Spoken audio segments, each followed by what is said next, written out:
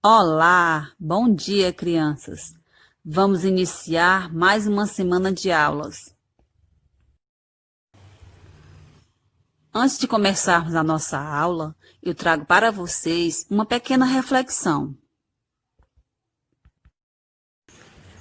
Por menor que seja o seu tempo de estudo, estude. Não tenha medo de crescer lentamente. Tenha medo apenas de ficar parado. Tirem um tempo para o estudo de vocês. O importante é que esse tempo tirado, ele seja bem aproveitado. Vamos iniciar a nossa aula de português. Para hoje, nós vamos ter a leitura de um outro livro, de uma outra história, da coleção Paique Prosa e Poesia. Quem vai ler para vocês hoje é a tia Olga. Acompanhem a leitura com bastante atenção na revistinha Pé de Imaginação 4, nas páginas 10, 11 e 12. Café com pão, bolacha, não. Texto, Marcelo Franco e Souza. Ilustrações, Eduardo Azevedo. O que eu mais queria é que chegasse aquele dia. Eu iria conhecer, finalmente, a padaria do meu avô. Eu sempre dizia, vô, adoro pão. Ele respondia, é porque você é de Redenção. E ria alegremente. Seu nome é difícil de falar, Péricles. Ainda bem que posso chamá-lo só de vô ou vovô. Ainda não me apresentei. Sou a Letícia, tudo bem? Sou de Redenção, no Ceará, primeira cidade do Brasil a libertar seus escravos. Legal, né? A padaria do meu avô fica em Fortaleza, capital do Ceará. Naquele dia, quando lá entrei pela primeira vez, tudo foi mágico. O lugar era enorme e com muita gente trabalhando.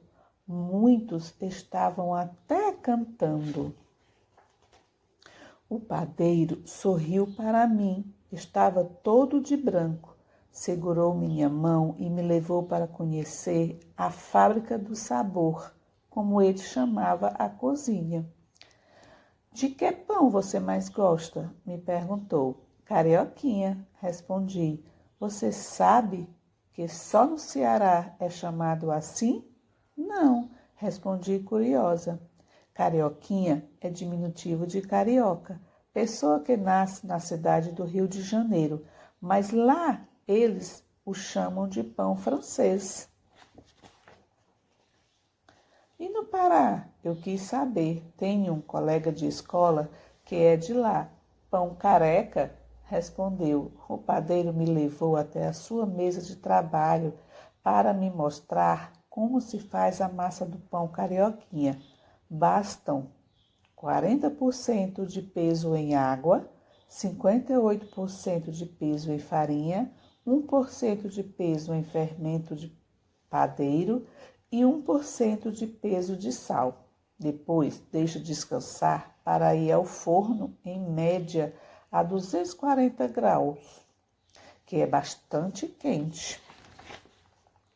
Meu avô se aproximou dizendo, sabia que seu avô, quando jovem, era um pão? Como assim, vô? Pensei que ele estivesse maluco, imaginando ele vestido de pão. Pão era a gíria do meu tempo para homem bonito. Eu sorri para o meu avô, ele ainda é bem bonito, pensei, mesmo tão velhinho. Meu avô começou a contar a história do pão para mim. Disse-me que surgiu há mais de 6.000 anos. É claro que eu nem tinha nascido, nem meu avô velhinho. Antigamente, no Egito, onde tem as pirâmides, até se pagava os trabalhadores com pão em vez de dinheiro. As primeiras padarias surgiram em Jerusalém, cidade onde Jesus nasceu, bem diferentes da que o vovô tem. Disse-me piscando o olho direto para mim e sorrindo. Pensei que é muito o tempo que o pão existe, mas prefiro hoje que tenho pão de chocolate. Meu avô me disse outra expressão antiga de quando ele era jovem: pão, pão, queijo, queijo, que é falar diretamente o que se quer, sem rodeios. Não entendi muito bem. Nessa hora eu estava me deliciando com vários pães de queijo que o padeiro me trouxe. Meu avô sorriu ao me ver comendo tanto pão de queijo e disse que não ia sobrar espaço para o pão de coco na Semana Santa, nem para o panetone no Natal. Eu achei que ele estava sendo pão duro, querendo economizar os pães de queijo, mas claro, não falei isso para ele. Seria falta de educação e desrespeito com meu avô. Logo depois, ele me mostrou os pães dormidos, que seriam usados em outras iguarias. Eu estava encantada com tudo aquilo. Você sabia que aqui em Fortaleza já existia uma padaria espiritual também? Me perguntou.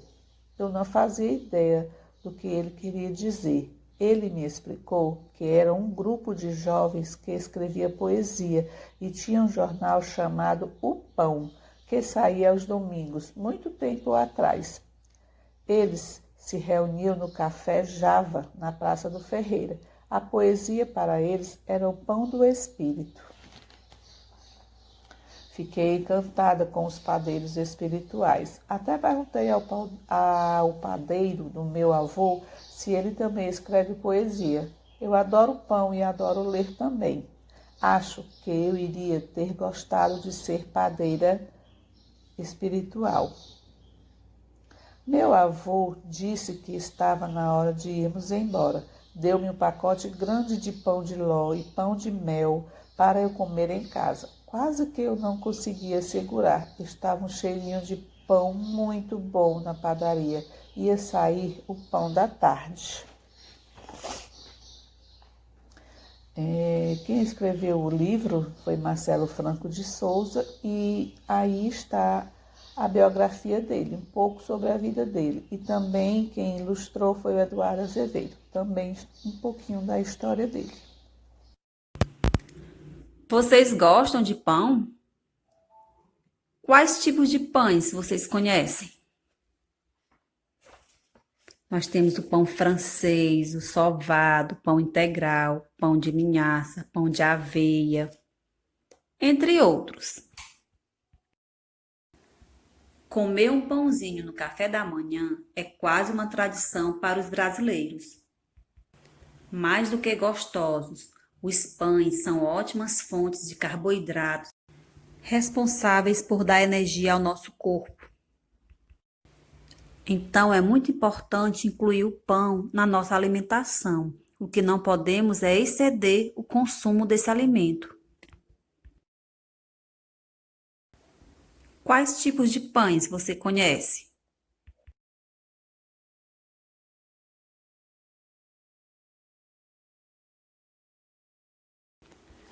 Peguem a revistinha Pé de Imaginação 4, nas páginas 10, 11 e 12, e façam a leitura do texto Café com Pão, Bolacha Não.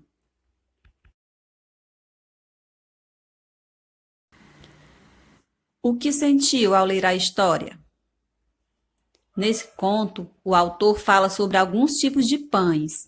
Quais são? Numerem os parágrafos do texto. Qual é o assunto da história? Esse conto fala de uma menina chamada Letícia, que mora em Redenção, no Ceará. Ela foi visitar o seu avô em Fortaleza e foi conhecer a padaria do seu avô. Chegando na padaria, ela achou tudo mágico. Um lugar enorme, muita gente trabalhando.